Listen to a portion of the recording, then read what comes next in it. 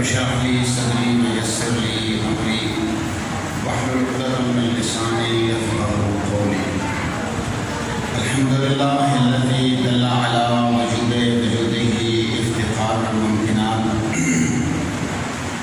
وعلى علمه وقدرته أحكام المسنورات المتعالي عن مشابهة الجسمانيات المنزه بجلال نفسه عن مناسبة الناقصات، ونحمده حمدا جملة أقطار الأرض والسماوات، ونشكره شكرا على نعمه الظاهرات والمتواترات، ونستعينه في دفع البأساء وكشف الضراء في جميع الحالات. ثم الصلاة والسلام على حبيبه ورسوله سيد النبيين وخاتم المرسلين وشفيع المذنبين أبي القاسم محمد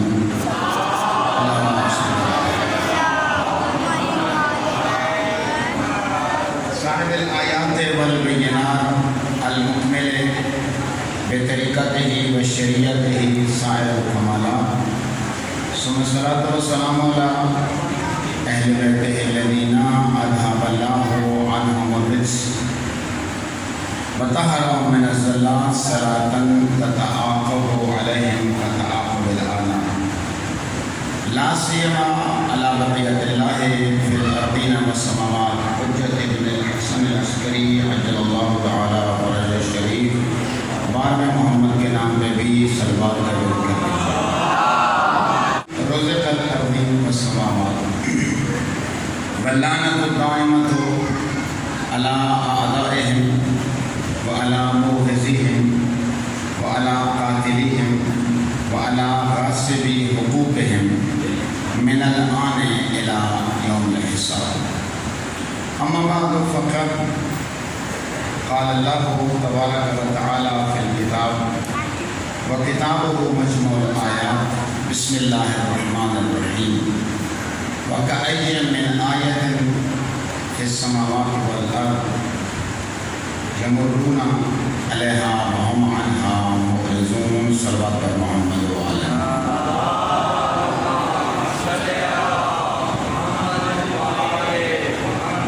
اس دعا کے ساتھ خداوند متعال بہر کے محمد وعلى محمد آپ کے جگہ پہ تشریف لانا عبادت میں شمار ہو.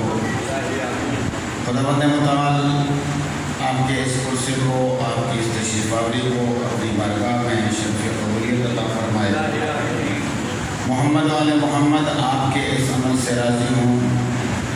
جو بھی شرعی حاجات آپ دل میں لے کے اس باب اللہ پہ تشریف لائے ہیں کہ تشریف لاتے ہیں، میرا مالک وسعت پوری ہوں، مغروضوں کے قرض ادا ہوں، تنگ دستوں کی تنگدستی دور ہو، بے روزگاروں کو روزگار ملے، جو صاحبان روزگار ہیں اور ان کا بزنس یا ان کا کاروبار صحیح نہیں چل رہا، میرا مالک اس میں اس کو برکت عطا فرمائے. جو بے اولاد ہیں انہیں اولاد نرینہ عطا فرمائے. جو صاحبان اولاد ہیں ان کی اولادوں کو نیک اور صالح بنائے. جو مریض ہیں انہیں صحت کاملہ و عاجلہ عطا ہو. جہاں کہیں بھی پاکستان میں دنیا بھر میں سطح عذاب بچھی ہوئی ہے، میرا مالک عزاداروں کو، پڑھنے والوں کو اپنی حفظ و امان میں رکھے. ہماری ماں بہنوں نے بہت ساری دعائیں ہمارے ذمہ لگائی ہیں. سب انفرادی طور پہ یہاں پہ ممکن نہیں ہے ان کے لیے دعا کرنا. اجتماعی طور پہ دعا ہیں کہ میرا مالک رب محمد المعال طیبین ان کی ساری دلی مرادیں لطیف فرمائے. جو انہوں نے ہمارے ذمہ دعائیں لگائی ہیں، میرا مالک انہیں شرف قبولیت عطا فرمائے. پاک بھی اپنی بارگاہ میں ان کی کرسی کو شرف قبولیت عطا فرمائے اور ان کی تمام شرعی حاجات پوری ہوں. صلوات پر محمد علیہ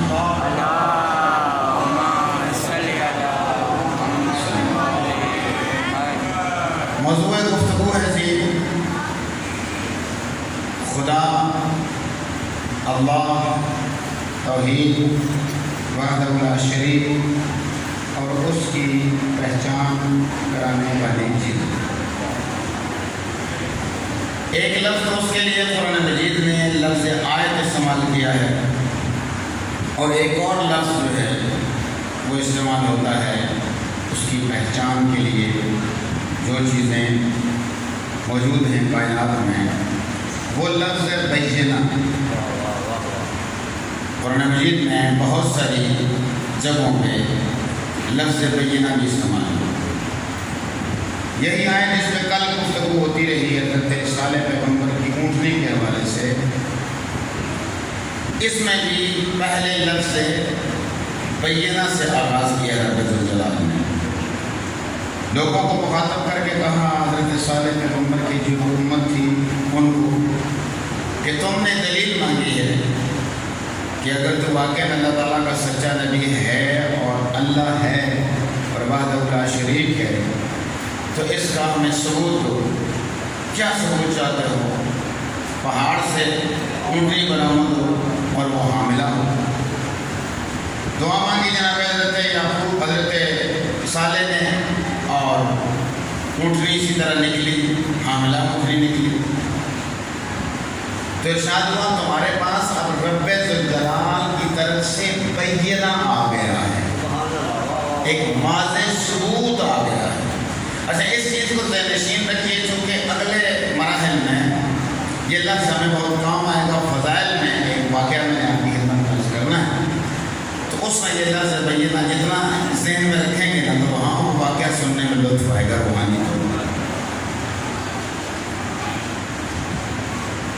حضرت صالح پیغمبر کی جو اونٹنی تھی وہ دیکھنے کے باوجود، یہ معجزہ دیکھنے کے باوجود، بینہ دیکھنے کے باوجود ناقۃ اللہ کہا اسے آیت کہا، اس کے باوجود وہ لوگ سارے ایمان نہیں لائے. سردار اور کچھ اس کے ساتھی ایمان لائے. اچھا مسئلہ اور پریشانی ان کو کیا تھی اس اونٹنی سے؟ اونٹنی ہے چونکہ ناقۃ اللہ، اور جتنا صبح سے لے کر شام تک ان کے سارے باقی جانور پیتے ہیں اتنا جو ہے وہ ایک دن میں وہ پی جاتی ہے. بات سمجھ میں آ رہی ہے؟ میری بات پہنچ رہی ہے پیچھے تک؟ جی پیچھے تک میری بات پہنچ رہی ہے نا؟ زندہ باد. جتنا سارے جانور بھر کیجیے باقی گاؤں کے شہر کے لوگوں کے جانور ہیں 100% اونٹنیاں ہیں. وہ 100 اونٹنیاں جتنا پانی پیتی ہیں اتنا وہ ناقۃ اللہ پی جاتی ہے. یہ لوگوں نے اختراع کا موقع پھر مل رہے ہیں کہ جی جو اپنے دل منصوبے حضرت صالح کے خدا نہ اس درد زیادہ فائدہ جہاں پانی کی قلت ہوتی ہے وہاں زیادہ احساس ہے. میں نے چونکہ اپنی زندگی میں یہ دیکھا ہے جہاں پانی کی قلت ہوتی ہے بڑا مسئلہ ہوتا ہے، بڑا پریشان ہوئے. چلو جی آپ ہی منگی اسی نے اونٹنی تے ہوں نہ اس پہلے ساڑھے سے آپ ہی مصیبت بن گئی. ہوں کی کریے؟ شکایت لے کے آئے جناب حضرت صالح کے بعد کہ بڑا کام خراب کر دیا آپ کی اونٹنی نے، سارا پانی پی جاتی ہے ہمارے جانوروں کا. اچھا ارشاد ہوا قرآن مجید کی آیت ہے ایک دن کا شرک ان کے لیے، ایک دن جو ہے یعنی آج آپ اپنے سالار جانوروں کو پانی پلائیں، کل آپ نہیں پلائیں گے، وہ اونٹنی پیا کرے. اس کے باوجود بھی اس بات پر راضی نہ ہوئے، بیٹھ کے انہوں نے یہ پلان کیا کہ کوئی طریقہ کار ایسا ہو کہ اس اونٹنی سے جان چھڑائی جائے. لہذا صحیح الفاظ ہیں، ضربت جب لگی تھی مولا کائنات کو تو آپ نے فرمایا تھا کہ اس سے پہلے جب آپ نے اپنی داڑھی پہ ہاتھ رکھا تو کسی نے جب بات پوچھی کہ غیر ائمہ معصومین اب اسلام تو نہیں کرتے، تو آپ نے مخصوص انداز میں داڑھی پہ کیوں ہاتھ رکھا ہے؟ تو آپ نے فرمایا نبی کریم نے جو ہے وہ مجھے بتایا تھا کہ یہ داڑھی جو ہے وہ خون سے رنگین ہوگی. مولا خون سے کون رنگین کرے گا آپ کی اس داڑھی کو؟ فرمایا ایک اشقل اولین تھا، یہ شخص اشقل آخرین ہوگا. اشقا ہمارا تفصیل کا صیغہ ہے. ہمارے گرامر طالب علم میں جو گرامر ہم پڑھتے ہیں عربی کی، اس میں سب سے زیادہ شقی ترین شخص، کاف دو نقطے سے، کاف کش والے سے نہیں، شقی. شقی کہتے ہیں سخت دل کو، بدبخت کو، جس کی آنکھوں میں کوئی آنسو نہ آئے. بے شک اس کے سامنے کتنا ہی کوئی دردناک قصہ بیان کر دیا جائے، خاص کر کربلا والوں کا، آنکھوں میں آنسو نہ آئے. اس کا مطلب ہے وہ شقی ترین ہے. فرمایا اشقا یعنی شقی ترین لوگوں میں سے بھی سب سے زیادہ بدبخت ترین شخص وہ جس نے حضرت صالح پیغمبر کی اونٹنی کے ٹانگیں کوچے کاٹ دی تھی.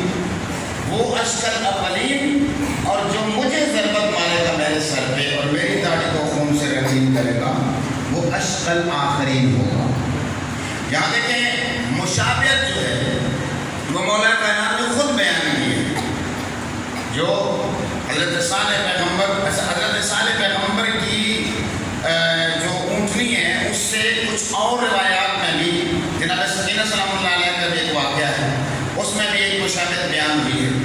اگر اس سارے واقعے میں جو میں یہاں ساری ایک جو اس کی نہیں بیان کر سکتا، اگر آپ مطالعہ کریں، آپ کے گھر میں یقیناً قرآن مجید ہیں ترجمے کے، جا کے دیکھیں تفسیروں میں اگر آپ پڑھیں تو اس ناقۃ اللہ کا بہت زیادہ مشابہات ہیں کربلا کے واقعے سے، محمد علیہ محمد کے واقعے سے. صلوات بر محمد علیہ محمد.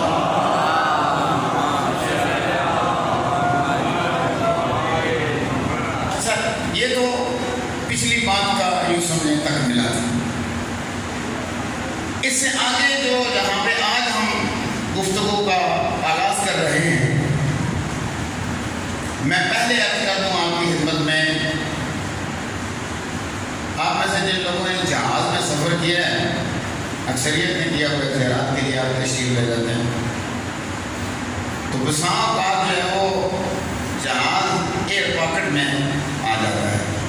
نتیجے کے طور پہ پرواز ناہموار ہو جاتی ہے. جہاز جو ہے وہ زیادہ وائبریٹ کرنے لگتا ہے، ہلنے لگتا ہے. تو فوری طور پہ اوپر ایک سائن آ جاتا ہے کہ فاسن یور بیلٹ، اپنے بیلٹ جو ہے وہ باندھ لیجیے تاکہ آپ کو کوئی مسئلہ پریشانی نہ ہو اگر جہاز دائیں بائیں ہو جائے. بساں اوقات انسان ذہنی طور پہ متوجہ نہیں ہوتا کہ درمیان میں ذرا سا بھی ایک لمحے کے لیے، میں اسی لیے ان بچوں کے حوالے سے تاکید کیا کرتا ہوں کہ تھوڑا سا کنٹرول رکھا کریں. دائیں بائیں آپ کا ذہن یا میرا ذہن کہیں چلا گیا نا تو درمیان میں کمیونیکیشن گیپ آ جاتا ہے. نتیجہ کیا ہوتا ہے کہ وہ عقیدے کی جو پرواز ہے نا وہ ناہموار ہونے کا خطرہ ہوتا ہے. لہذا یہ جو ابھی میں بات آپ کی خدمت میں عرض کرنے لگا ہوں، اس پہ انتہائی غور و فکر کرنا ہے. اور کہیں اگر آپ یہ سمجھیں کہ میں نے کوئی ایسی چیز بیان کی ہے جس سے آپ کو اختلاف نظر ہے، کوئی مسئلہ نہیں، میں انسان بھول بھی سکتا ہوں، ممکن ہے میرا نقطۂ نظر غلط ہو اور آپ میری اصلاح کر سکتے ہیں. آپ بزرگ ہیں، ہم نے آپ بزرگوں سے سیکھا ہے. صلوات پڑھ لیجیے علی محمد کے شان میں.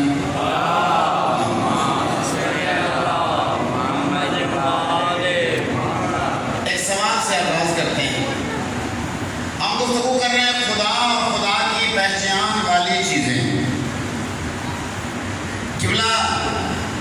کیا خدا نظر آ سکتا ہے ان آنکھوں سے؟ جی کافی سوچ وچار کر لو. جی نہیں آ سکتا، خدا نظر نہیں آ سکتا. اللہ جناب حضرت، اب دیکھیں نا، جو پہچان کرنی ہوتی ہے کسی بھی شخص کی، اگر اس کے چہرے پہ نقاب ہو، چہرہ اس نے ڈھانپا ہوا ہو، تو ہم اس کی پہچان کر سکتے ہیں؟ نہیں کر سکتے. چہرے کو عربی میں کہتے ہیں وجہ. چہرے کو عربی میں کیا کہتے ہیں؟ وجہ. اور اگر عام آدمی جس کے سر پہ سلامت ہے، جس کے دھڑ کے اوپر سر نہ ہو، خدا نہ خاصا کہ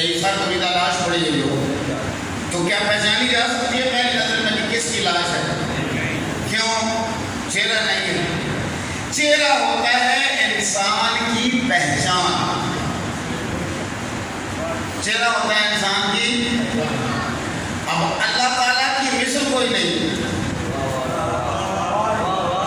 اللہ تعالیٰ کا چہرہ کوئی نہیں۔ اب ہم اگر اللہ تعالیٰ کی پہچان کرنا چاہیں تو کیسے کریں؟ وجہ کے ساتھ لفظ اللہ اگر شامل کریں گے نا تو یہ لفظ ہو جائے گا وجہ اللہ۔ اس کا مطلب یہ ہے کہ کوئی ایسا وجہ اللہ تلاش کرنا پڑے گا جو پہچان دے اس کی۔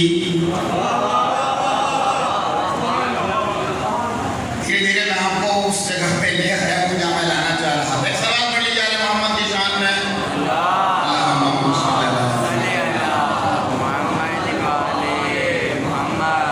جہاز اڑتا ہے نا تو یکدم تو اوپر ہی نہ چلا جاتا، پہلے ایک رن وے پہ تھوڑی دیر کے لیے وہ بھاگتا ہے، اس کے بعد پھر تھوڑا سا اونچا پھر تھوڑا سا اونچا پھر کافی دیر کے بعد جا کر وہ اس پرواز پہ آتا ہے۔ اب یوں سمجھیے کہ آپ نے پہلے مرحلے پہ یہ ہم نے عقیدے کا جہاز دوڑا کے پرواز کر لی، عقیدے کا جہاز ہم نے اڑا لیا ہے۔ سوال کیا ہے؟ اللہ نظر نہیں آ سکتا، ان آنکھوں سے اللہ دیکھا نہیں جا سکتا۔ حضرت موسیٰ کو قوم یہ کہہ رہی ہے ہم اللہ دیکھنا چاہتے ہیں۔ حضرت موسیٰ بہت سمجھاتے ہیں اللہ کو نہیں دیکھ سکتے، تمہاری آنکھوں میں تاب ہی نہیں ہے۔ مولا کائنات سے کسی نے کہا تھا کوئی دنیا میں مثال، پھر میں باہر نکلو، دن کا ٹائم تھا، باہر لے گئے، باہر جا کر کہا ذرا 2 منٹ سورج کی طرف دیکھتے رہو۔ اس نے کہا جی 2 منٹ کیا میں 1 سیکنڈ بھی نہیں دیکھ سکتا۔ پھر میں سبحان اللہ، یہ اس کی مخلوق ہے، یہ اللہ کی مخلوق ہے، تمہاری آنکھیں اس مخلوق کو نہیں دیکھ سکتی، خالق کو کیسے دیکھ؟ اللہ کو ان آنکھوں سے دیکھا نہیں جا سکتا۔ مصر ہیں اس بات پہ، 7 لاکھ میں سے انتہائی مختصر کروں، 7 لاکھ میں سے 7,000 چنے، 7,000 میں سے 700 چنے، 700 میں سے پھر 7 چنے، باقیوں کو نیچے کھڑا کیا، کوئی دور پہ لے گئے۔ اب ارشاد ہوا بسم اللہ الرحمن الرحیم، سورہ آراف ہے جی، قرآن مجید کا 7واں سورہ ہے۔ کتنا سورہ ہے؟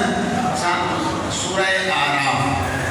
سورہ آراف کی آیت نمبر 143، 143۔ بسم اللہ الرحمن الرحیم، وَلَمَّا جَاءَ مُوسَىٰ لِمِيقَاتِنَا، ہم نے جو وقت طے کیا تھا حضرت موسیٰ سے، جو دن طے کیے تھے وہ پورے ہوئے، چلانے سے آپ کہتے ہیں 40 راتیں پورے ہو گئے۔ وَكَلَّمَهُ رَبُّهُ، اب اللہ ہم کلام ہوا، کس سے جی؟ کس سے ہم کلام ہوا؟ حضرت میں نے روک دوں گا یہاں آپ کو 1 منٹ کے لیے، پھر قبلہ محترم، ہم کلام ہونے کے لیے زبان کا ہونا ضروری ہے۔ ہم کلام ہونے کے لیے زبان کا ہونا ضروری ہے۔ جس طرح ہماری زبان ہے ایسی اس کی زبان کوئی نہیں۔ اب اس کے بعد ہم کلام ہونا ہے حضرت موسیٰ سے، کس نے؟ اللہ نے۔ بات سے نشین موضوع دل و دماغ میں رہے، خدا اور اس کی پہچان کرانے والے۔ حضرت موسیٰ پہچان کرانے کے لیے لے کے جا رہے ہیں ان لوگوں کو جو کہتے ہیں کہ ہم نے اللہ دیکھنا ہے۔ حضرت موسیٰ اب آ گئے ہیں، میقات پورا ہو گیا ہے، ہم کلام ہو رہا ہے، اللہ ہم کلام ہو رہا ہے۔ تفسیریں اٹھائیں، میں لانا چاہ رہا تھا ابھی قرآن مجید، مجھے بہت اچھا لگتا ہے ترجمہ علامہ سید امداد کا ان کا، اور ان میں سے میرے پاس جتنے کلام مجید ہیں میں اور کو اپنے پاس رکھوں گا یا رکھوں، وہ ہمیشہ میں اپنے ساتھ رکھتا ہوں۔ بہت پیارا ترجمہ، بہت پیاری تفسیر، اپنی طرف سے کوئی بات نہیں کرتے، جو بات بھی لکھتے ہیں وہ علماء معصومین سے لکھتے ہیں۔ انہوں نے روایات میں لکھا اللہ تعالیٰ نے درخت میں آواز پیدا کی، درخت کے ذریعے وہ آواز حضرت موسیٰ تک پہنچتی تھی، حضرت موسیٰ اس کا جواب دیتے تھے۔ درمیان میں اللہ اور موسیٰ کے درمیان وسیلہ کیا بنا؟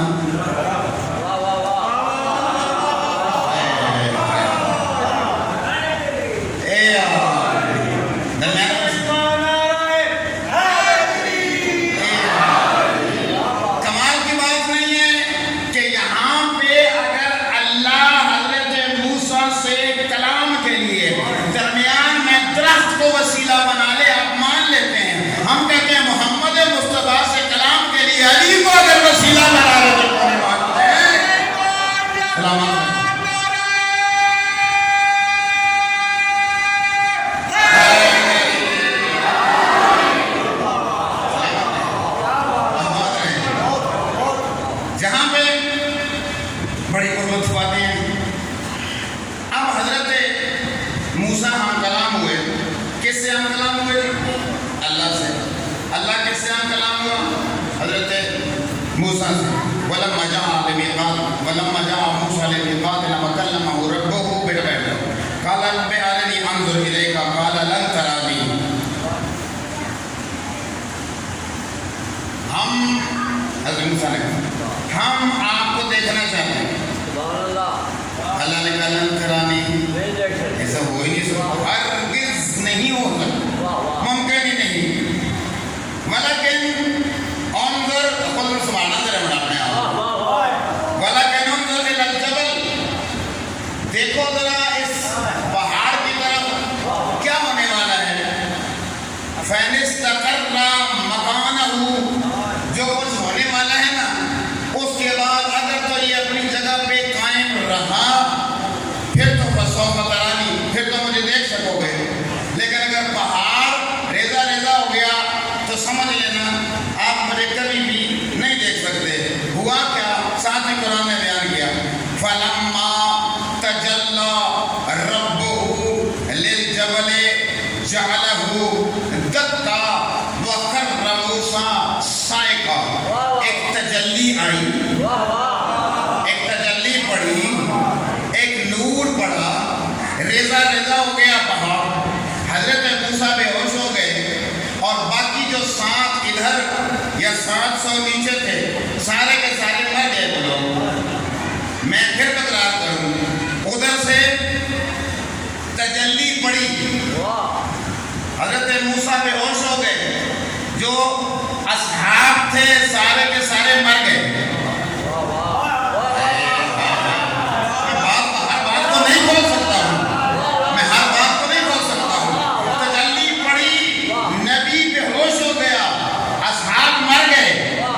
فرق اگر نہ ہوتا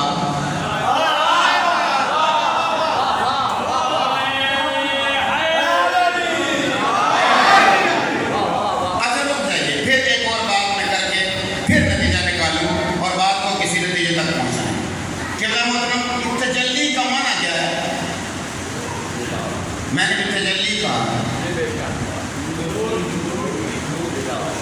نور، یہ بھی نور ہے. کسی تجلی کہیں گے نہیں. کوئی ایسی تعریف کرے نا تجلی کی کہ جو جس سے مراد صرف تجلی ہی ہو، کوئی اور نہ ہو. جی یہ بھی ترجمہ نہیں. اچھا میں نے نا انکل گوگل سے پوچھا کہ یہ تجلی لفظ جو ہے اس کا مطلب کیا ہے. انکل گوگل نے جو جواب دیا نا جی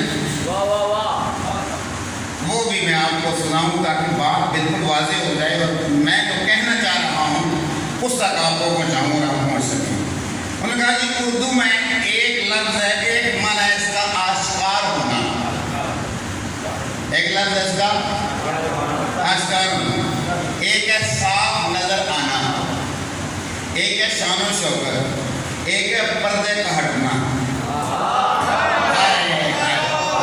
یہ گوگل کی میں نے سکرین شاٹ لیا ہے، جو گوگل نے مجھے ترجمہ بتایا ہے نا، یہ اس کا سکرین شاٹ میں آپ کو سنا رہا ہوں. اس میں پردہ ہٹ جانا، کسی چیز کا کشف ہو جانا، پھر ایسا گلوریس نور، گلوریس کا لفظی معنی گلوری یا گلوریس کا لفظی معنی ایک ایسا نور کہ جس کے اندر ہیٹ نہ ہو، ٹھنڈا نہ ہو. جو اچھا بھائی یہ تجلی یعنی پردہ ہٹا اور گلوریس تھا تو پہاڑ جل کیوں گیا؟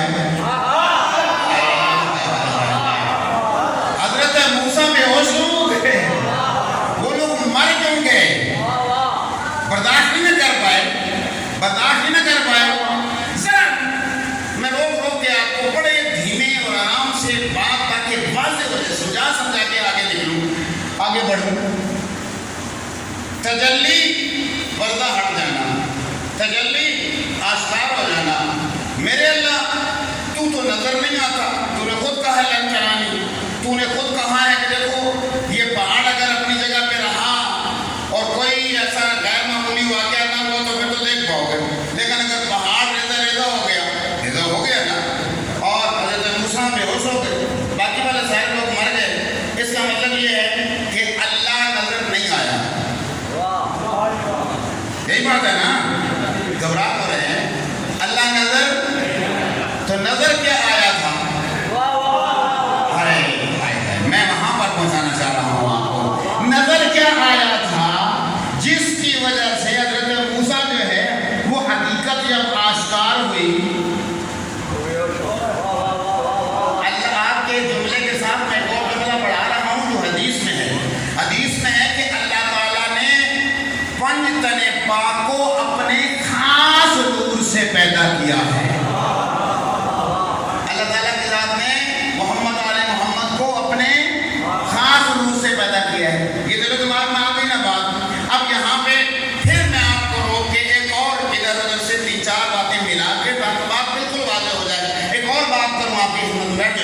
بیٹھ جاؤ بیٹا بیٹھ جاؤ، وہیں بیٹھ جاؤ، خدا کے لیے ڈسٹرب نہیں کیا، صلوات پر محمد و آل محمد۔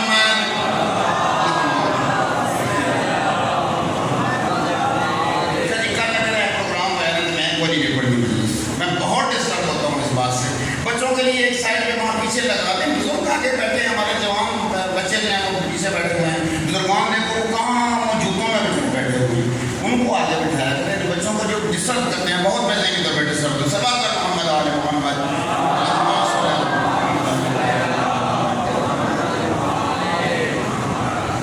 یہ جو اللہ نے کہا تھا حضرت آدم کو لا تقربا هذه الشجرہ، اس شجرہ کے قریب مت جانا۔ آپ ذرا اٹھائیں قرآن مجید اٹھائیں، جو جتنے بھی ہمارے اکثریت 100 ترجمے ہیں نا، 100 میں سے 80 نے لکھا ہے اس درخت کے قریب مت جانا۔ تفسیروں میں لکھ رہے ہیں کہ یہ درخت تھا گندم، یعنی دیکھیں آپ ماشاءاللہ گندم کی کٹائی کرتے ہیں نا، گندم کی کٹائی کرنے جا رہے ہوں تو کوئی بندہ پوچھے آپ سے آپ کہاں جا رہے ہیں، تو آپ کہیں کہ میں گندم کے درخت کاٹنے جا رہا ہوں۔ کہتا ہے کوئی ڈنڈی، دیکھیں ڈنڈی کہاں ماری جا رہی ہے۔ یہ یہاں پہ نہ تو شجرہ سے مراد درخت ہے، نہ شجرہ سے مراد گندم ہے۔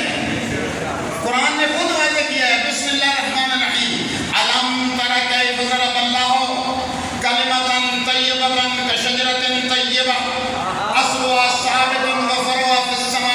سورہ نور میں ارشاد ہوا کہ اللہ تعالیٰ کا ایک خاص شجرہ ہے، وہ شجرہ ایسے ہے جیسے کلمہ طیبہ، وہ شجرہ ایسے پاک ہے جیسے کلمہ طیبہ، وہ شجرہ ایسے پاک ہے جیسے کلمہ طیبہ۔ اس کی تفصیل میں نہیں جاتا ہوں، میں نے ذرا ہنٹ دینا تھا اپنے اس مطلب کے لیے۔ فلما تجلی ربہ، ادھر سے تجلی آئی، پہاڑ ریزہ ریزہ ہو گیا اور حضرت موسیٰ بے ہوش ہو گئے اور باقی جو ساتھی تھے وہ صاحب سارے کے سارے وفات پا گئے۔ اللہ یقیناً نہیں تھا کیا؟ بہت میں باقی ساری باتوں کو نا خلاصہ کر کے ایک جگہ پہ جمع کر کے آگے نتیجہ نکال رہا ہوں۔ حق ہے آپ کو مجھ پہ اعتراض کرنے کا، اس لیے کہ مجھے اس سے ایک مرحلہ اور آگے جانا ہے۔ اللہ اکبر۔ جناب حضرت موسیٰ پہ جو تجلی پڑی اس کے بارے میں مرحوم ذاکر تھے نواب عارف، انہوں نے ایک قصیدہ پڑھا کسی زمانے میں، اس کا جملہ اس وقت سے میرے دل و دماغ میں بیٹھا ہوا تھا۔ بعد میں زمانے تعلیمی میں پھر میں ان سے جب واپس آیا میں نے ان کے جملے پہ غور کیا، ادھر تفسیریں پڑھی، میں نے دیکھا کہ آپ کو سمجھانے کے لیے ان سے بہتر کوئی اور جملہ ان کے قصیدے کا ہو ہی نہیں سکتا۔ وہ کیسا ہو گیا؟ وہ کہتے تھے بدتور پر گری نہیں میرا یقین، میرا تو خیال ہے کہ میرے صاحب دین اٹھ گیا ہوگا کہیں حضور کا نقاب۔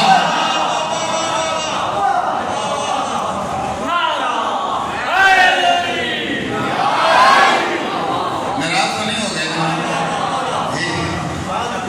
کہیں شرک تو نہیں ہو گیا؟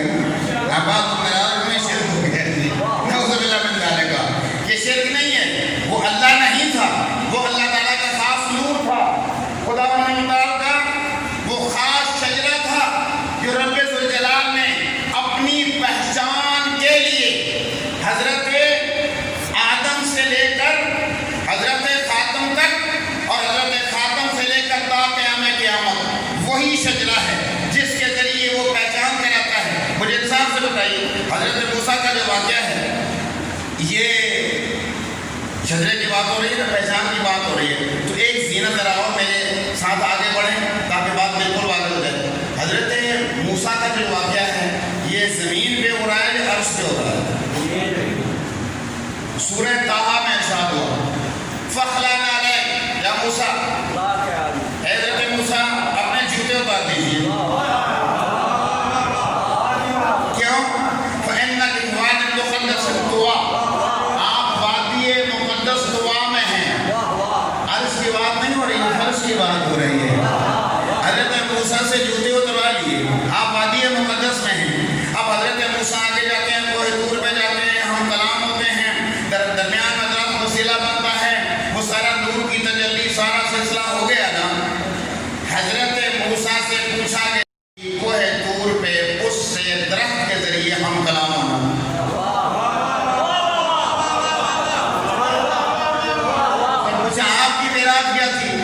بڑی معراج تھی، درخت کے ذریعے اس سے ہم کلام ہونا۔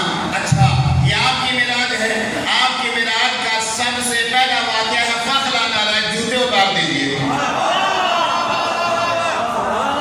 آپ کا سب سے پہلا سبق یہ ہے کہ جوتے اتار دیجیے۔ ذرا ذہن کو بلند کیجیے نا، میں معرفت کی بات کر رہا ہوں، میں پہچان کی بات کر رہا ہوں۔ کتنے خوش نصیب ہیں ہم سب کہ جنہیں محمد و آل محمد جیسے اللہ کی پہچان کرانے والے ملے ہیں۔ اللہ اکبر۔ جب کہا گیا آجا اپنے قدموں کے ذریعے میرے عرش کو معلّا کر جا، میں جملے کا پھر تکرار کر رہا ہوں۔ معلّا لفظ علا سے ہے، علا کا لفظ ہے، علا لفظ علو سے، علو عربی میں کہتے ہیں بلندی کو، یعنی میرے عرش کو معلّا کر جا، یعنی میرے عرش کو بلند کر جا۔ یہاں حضرت موسیٰ کو حکم ہے فخلا نعلہ، جوتے اتار دیجئے۔ کیوں؟ بے ادبی ہے۔ محمد مصطفیٰ کو کہیں نہیں کہا جوتے اتار دیجئے، بلکہ جوتوں سمیت گیا تاکہ اس کو معلّا کر سکے۔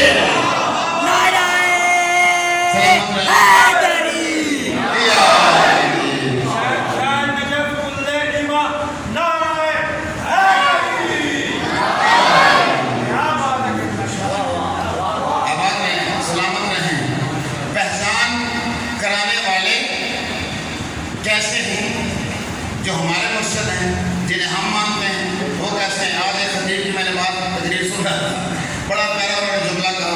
انہوں نے کہا کہ کسی نے کہا کہ وہ جی فلاں کے لیے میں نے فلاں جگہ پہ ریلیاں نکال لی، کہتے ہیں ایسی قصیدے آتے پہ بڑے عرصے سے تن پہ آتے ہیں کہ تھوڑے بھی کوئی ایک خوبی ہے تو لے آؤ، اسی ریلیاں کرو، جلوس پڑھو، بلکہ ماتم بھی کرو، ماتم بھی جلوس بھی نکالو، اگر کوئی مر گیا ہے مثلاً جا کوئی شہید ہو گیا تو ذرا غلط تو ہم بڑے فخر سے اپنوں کی فضیلتیں کتنی ہیں، ہمیں کیا ضرورت پڑی ہے کسی اور کے بارے میں کچھ تذکرہ کرنے کی؟ بھائی جناب نبی کریم سارا واقعہ آج کا معراج والا آپ کو پتہ ہے، میں خاص خاص چیزیں ان میں سے ایک خاص مقام تک آپ کو پہنچانا چاہ رہا ہوں۔ سبحان الذی اسریٰ بعبدہ لیلا من المسجد الحرام الى المسجد الاقصى الذی بارکنا حولہ لنریہ من آیاتنا۔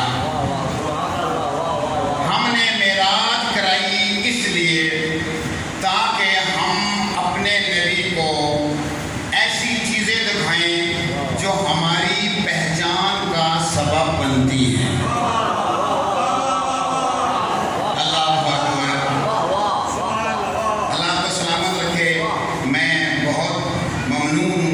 بزرگوں کا کہ مجھے آپ کو متوجہ کرنے کے لیے اور آپ کو اس مقام تک پہنچانے کے لیے زیادہ محنت نہیں کرنا پڑتی، اور آپ اس جگہ تک پہنچ جاتے ہیں آسانی کے ساتھ جہاں میں پہنچانا چاہ رہا ہوں۔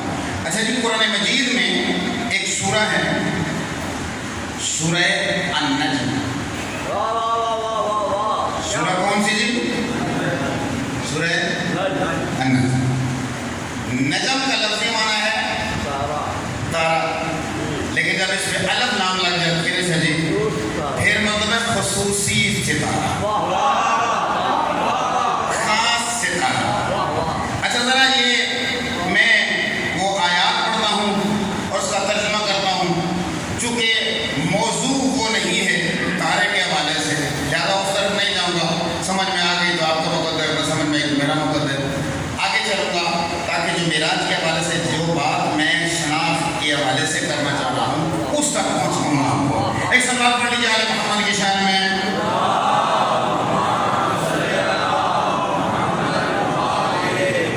تکلیف نہ سمجھتے ہوئے بارے دیگر بھی صلوات۔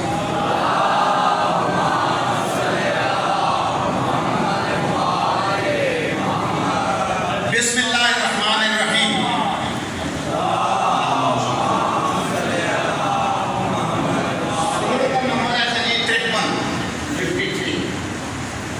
سورہ النجم۔ بسم اللہ الرحمن الرحیم۔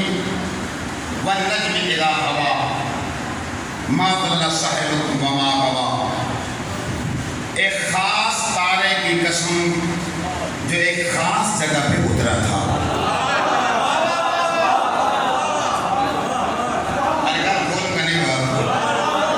ایک خاص تارے کی قسم جو ایک خاص جگہ پہ اترا تھا. ما ضل ساحرکم وما غوی. خبردار سوچنا بھی نہیں کہ میرا نبی خدا نہ خواستہ بھول جاتا ہے، یا میرا نبی خدا نہ خواستہ گمراہ ہو سکتا ہے. نہ، سوچنا بھی ہو ہی نہیں سکتا. کیوں؟ وما ینطق عن الہویٰ. وہ کبھی اپنی خواہشات سے بات تک نہیں کرتا. ان هو الا وحی یوحی. وہ جب بھی بات کرتا ہے وہ وہی کہتا ہے، وہ وہی کہتی ہے. وہ جب بھی بات کرتا ہے وہی کے ذریعے کرتا ہے. علمہ شدید القویٰ. تم کہتے ہو اسے سکھایا کس نے ہے؟ اسے یعنی حبیب کبریا علم عطا کیا ہے اس ذات نے جو شدید قوتیں رکھتا ہے. ذو مرۃ فاستوى وهو بالافق الاعلى ثم دنا فتدلى فكان قاب قوسين او ادنى. درمیان میں شارٹ کٹ کر رہا ہوں کہ وہ موقع ایک ایسا بھی آ گیا تھا کہ جب پہلا عرش، پھر دوسرا عرش، پھر تیسرا عرش، پھر چوتھا عرش، پھر پانچواں عرش. وہاں پہ جناب جبرائیل نے کہا تھا ہن دے اسی اگے نہیں جا سکتے.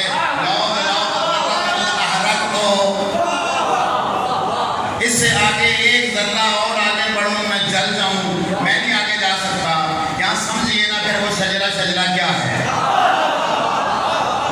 وہ جو پہچان من ہے رب ذوالجلال کی وہ کیا ہے؟ حضرت جبرائیل کہتے ہیں نہیں یہ تو آگے اسی نہیں جا سکتے. اب فاوحیٰ الی عبدہ ما اوحیٰ. وہاں خاص مقام پر ایک خاص وحی کی ہم نے. وہ وحی خاص کیا تھی؟ یا ایھا الرسول بلغ ما انزل الیک. آج وہ اعلان کر دیجئے جو اس سے پہلے آپ کو وحی کے ذریعے بتایا جا چکا. فاوحیٰ الی عبدہ ما اوحیٰ ما کذب الفؤاد ما رأیٰ.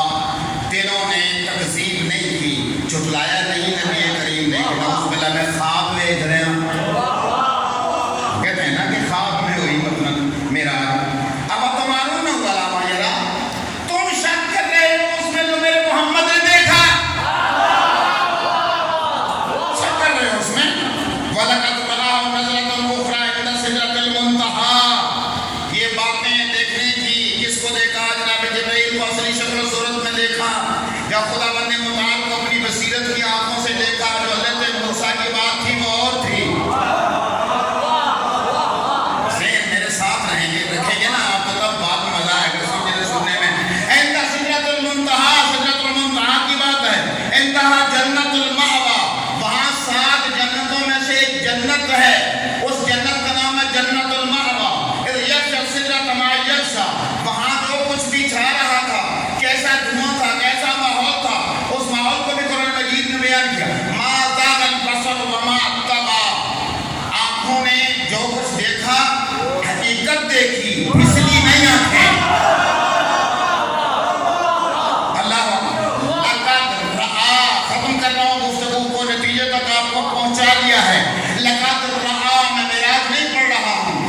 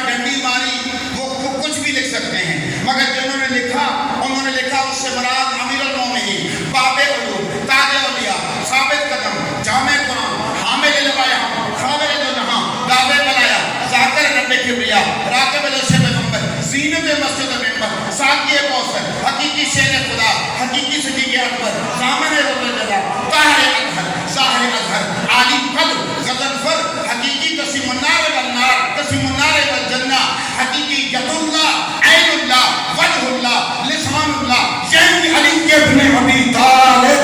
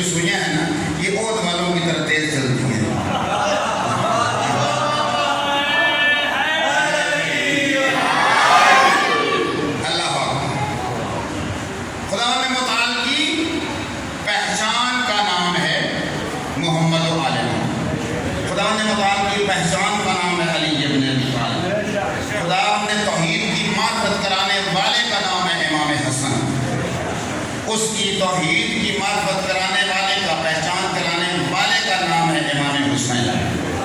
माँ खरज तो अशरम वला बकर, मैं मदीना से निकल रहा हूँ, मैं फितना फसाद बर्बाद करने के लिए नहीं निकल रहा हूँ। मेरा मदीने से निकलने का मतलब इस्लाह है जद्दी रसूलुल्लाह। मेरे नाने के दीन में जो तब्दीलियाँ कर दी गई हैं या करने की कोशिश की जा रही है, मैं ये चाह रहा हूँ कि मैं दीन को खालिस करूँ। मैं ये चाह रहा हूँ कि अम्र बिल मारूफ करूँ, नहीं अंदर मंकर करूँ। मैंने पहली गुफ्तगू में आपकी खिदमत में अर्ज़ किया था कि न तनाज़ा तौहीद का था, न नबूवत का था, न क़यामत का था, न फ़ुरूए दीन में से नमाज का था, न रोज़े का था, न हज का था, न ज़कात का था। बात ये थी कि दीन किससे लिया जाए, हकीकी दीन के वारिस कौन हैं। उस वक्त हकीकी दीन के वारिस का नाम था हुसैन इब्न अली। और हुसैन इब्न अली ने जब ये देखा कि इससे पहले मेरे बाबा की खामोशी दीन के मसलियत के लिए थी, उसके बाद मेरे भाई इमाम हसन की सुनो दीन की मसलियत के लिए थी, मगर आज मैं अगर खामोश हो जाता हूँ, दोनों भाइयों ने वक्त के लिहाज से सही फैसले हैं। उस वक्त सुलो का सही फैसला है और इस वक्त जो क़याम का फैसला कर रहे हैं हुसैन इब्न अली, ये सही फैसला है। अल्लामा सैयद अली नकी नक्कर मरहूम अल्लाह मकाम ये जुमला है, आप फरमाया करते थे, और अल्लामा अतर मिर्ज़ा साहब का आप फरमाया करते थे कि किसी भी चीज़ को अगर देखना हो ना तो नतीजे से देखा जाता है। दोनों का नतीजा, चाहे सुलो थी इमाम हसन की, चाहे क़याम था इमाम हुसैन का, दोनों का नतीजा था दुश्मन की शिकस्त। वो जो पानी पे जिनके पैर थे पानी पीते रहे मगर मर गए, जो प्यासे थे वो आज भी जिंदा हैं, क़यामत तक जिंदा रहे। यही शिकस्त है।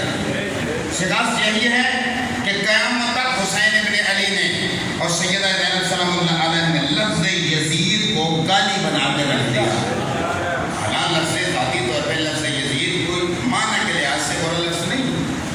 हज़रत हुर्र इब्न यज़ीद अर्रियाही ये नाम है, लेकिन उसके बाद फिर किसी ने नाम यज़ीद हुसैनी किसी ने नाम यज़ीद नहीं रखा। हाँ, यज़ीदी को इसके बाद रखे हो सकता रखे होंगे।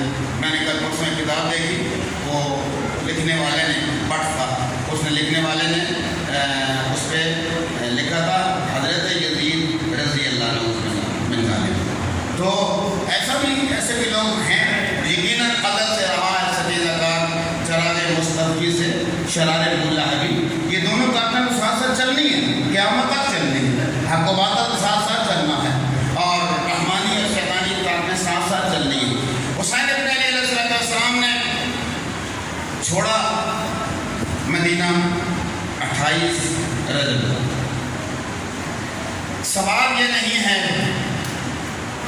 کہ حسین ابن علی کے اصحاب میں سے 72 ہیں، سوال یہ ہے کہ جس وقت مدینہ چھوڑ رہے ہیں حسین ابن علی، اس وقت باقی اصحاب کہاں ہیں؟ دیکھیں نا، آپ کہتے ہیں کوفہ والوں نے غداری کی، چلیں کوفہ والوں نے غداری کی یا نہیں کی، ایک الگ کہانی ہے۔ مختصر اس کا جواب میں یہی دیا کرتا ہوں، جس وقت جناب امام حسین کو خط ملے تھے کوفہ والوں کے، امام حسین علیہ السلام اس وقت کہاں پہ تھے؟ مکہ میں۔ اس کا مطلب یہ ہے کہ جو مدینہ چھوڑا ہے وہ کوفے والوں کی وجہ سے نہیں چھوڑا۔ ایک توجہ کیجیے اس نقطے کی، مدینہ جو چھوڑا ہے وہ کوفے والوں کی وجہ سے نہیں چھوڑا۔ حسین ابن علی علیہ السلام کے خاص مشن ہے، خاص مقصد ہے، سارے بابا بتا کے گئے ہیں، جناب مولا کائنات نے جس زمین سے گزرے تھے اس جگہ پہ بیٹھ کے روئے ہیں، گریا کیا ہے، وہاں کی وہ مٹی سونگی تھی، اور اس کے بعد جناب نے ارشاد فرمایا تھا اپنے اصحاب کو، صاحب نے پوچھا مولا یہاں بیٹھ کے کیوں رو رہے ہیں؟ سارے واقعات کربلا کے بیان کیے مولا کائنات صلی اللہ علیہ وسلم نے۔ سارا واقعہ اس گھر میں پتہ تھا سب کو کہ کیا ہونے والا ہے اور آگے کیا ہونا ہے۔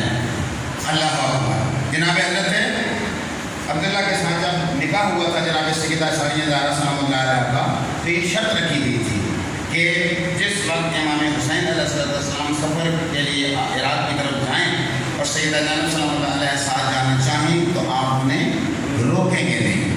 اس کا مطلب یہ ہے کہ یہ باتیں اس گھرانے میں بنی ہاشم میں پہلے سے ہی طے شدہ تھی۔ حسین ابن علی نے مدینہ چھوڑا ہے، جو لسٹ آج میں دیکھ رہا تھا جو بنی ہے اس میں تقریباً 110 افراد ہیں۔ ٹوٹل افراد کتنے؟ کربلا کے اس کاروان میں 100، جن میں بنی ہاشم کے مرد بھی ہیں، بنی ہاشم کی خواتین بھی ہیں، اور جتنے بھی ساتھ ابو طالب کا گھرانہ حضرت عقیل جو بھائی تھے مولا کائنات کے، آپ کی جو اولاد تھی اولاد عقیل، بنی ہاشم میں حضرت ابو طالب کی اولاد میں سے سب سے زیادہ اگر حسین ابن علی کے بعد مولا کائنات کے بعد اگر کسی کی اولاد شہید ہوئی ہے کربلا میں تو اولاد حضرت عقیل۔ اس میں ان کنیزوں کے بھی نام لکھے گئے ہیں جو ہمراہ تھیں، ان غلاموں کے بھی نام لکھے گئے ہیں۔ جیسے صفوان بڑے مشہور آپ کے ایک غلام تھے بڑے وفادار، ساتھ وہ قید بھی انہوں نے نبھائی ہے اور ساتھ ہی واپس بھی آئے ہیں معصوم کے، اور ان سے بھی بہت ساری روایات ہیں۔ وہ مقتل ابی محنف جو کتاب لکھی گئی ہے اس میں مستند روایات ہیں۔ یہ کاروان چلا 110 افراد کا۔ جس وقت کاروان چلنے لگا ہے تو شہنشاہ وفا باہر نکلے ہیں، ایک لمحے کے لیے کاروان روک دیا ہے۔ باہر بچے کوئی کھیل رہے تھے، بچے کھیل رہے تھے، ان کو کہا بچوں آج دن تک ہم نے گلی میں آپ کو کھیلنے سے منع کیا کہ نہیں، پھر آج چلے جاؤ، ہمیں گلی میں یا نہیں کھیلو۔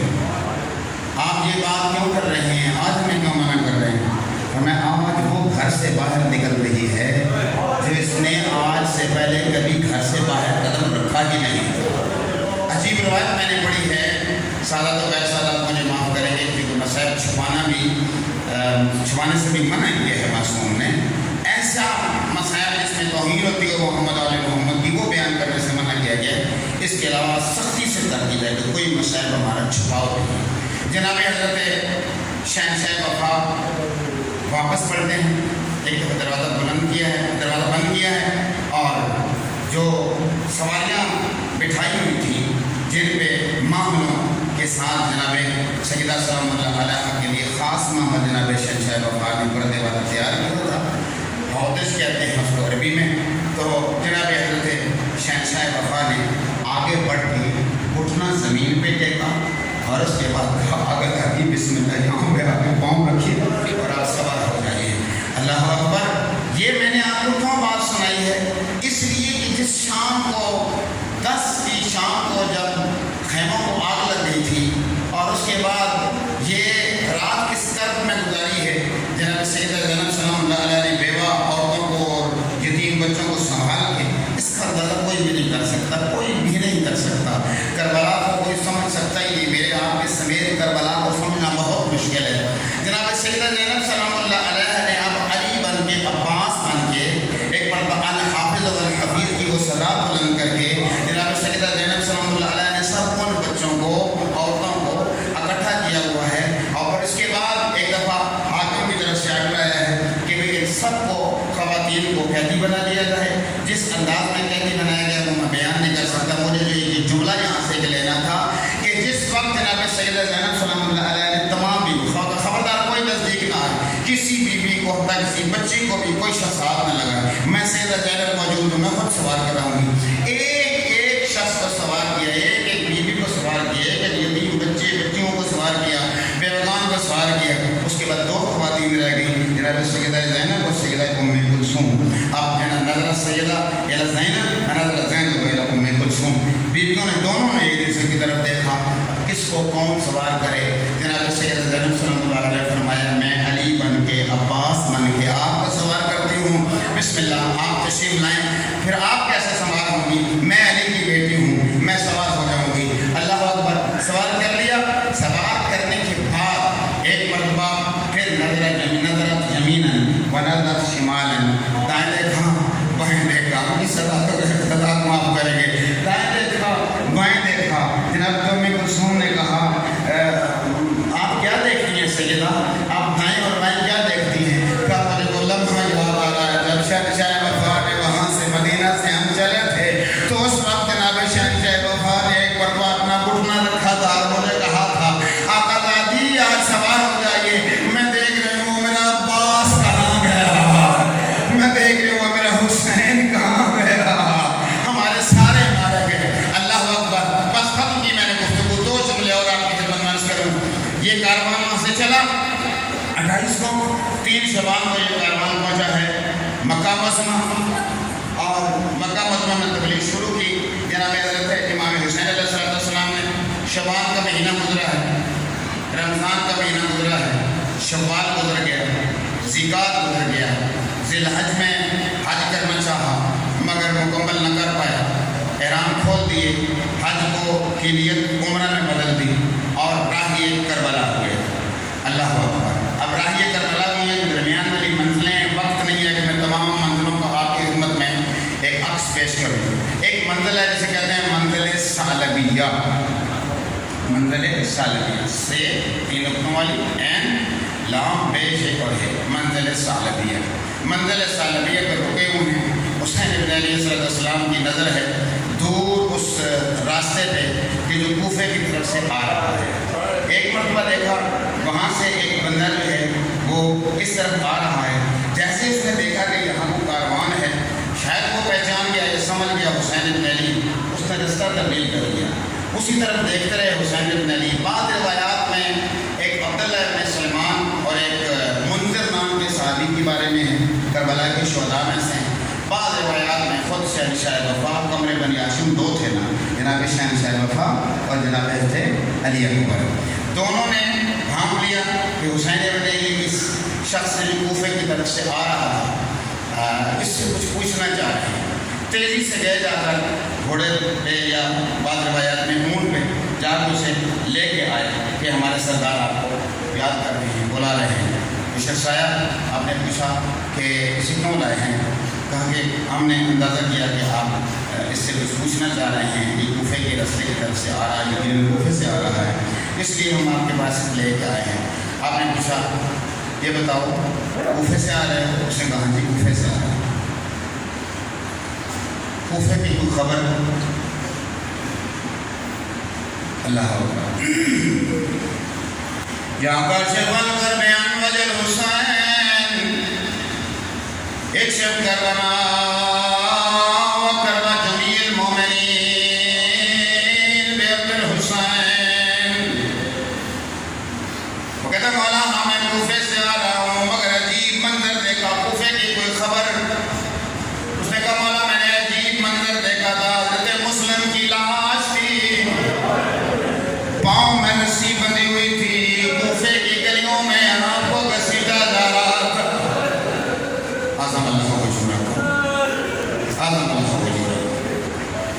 مولا کائنات علیہ السلام کے بارے میں راوی لکھتا ہے جناب کے آنسو اتنے پہ داڑھی آنسوں سے تر ہو گئی پڑا انا للہ و انا الیہ راجعون. خیمے کی طرف آئے جناب سیدہ زینب سلام اللہ علیہ کو کہتے ہیں بہنہ زینب فلاں موقع پہ ہم نے کچھ گوشوارے خریدے تھے. ہاں وہ گوشوارے تو لائیے گوشوارے لا کے دیے. کیا کریں گے گوشواروں کو؟ حضرت مسلم کی ایک بیٹی ہے جن کا نام عاتقہ ہے. ذرا ہماری اس بھانجی عاتقہ کو تو بلائیے. حضرت عاتقہ کو بلایا پاس بٹھایا سر پہ ہاتھ میرا کہا آج کے بعد یہ سمجھنا میں آپ کا ماں ہوں نہیں بابا ہوں. حضرت عاتقہ نے دیکھا کہا مولا آج وہ اس طرح سلوک کر رہے ہیں جس طرح کوئی یتیموں کے ساتھ کرتا ہے.